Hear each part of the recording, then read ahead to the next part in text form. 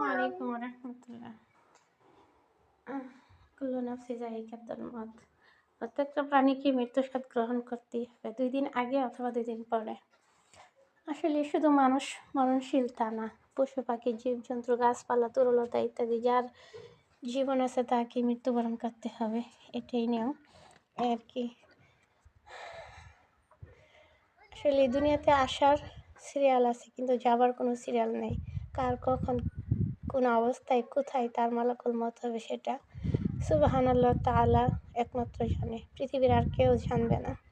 তাই আর কি, অতএব আমরা কারোর মনে হিংসা অহংকার না রেখে একে অপরের সঙ্গে ভালোবাসা, মহব্বত, আন্তরিকতার সাথে যেন দুনিয়ার মায়া ত্যাগ করতে পারি, ওইটাই সবাই দোয়া করবেন।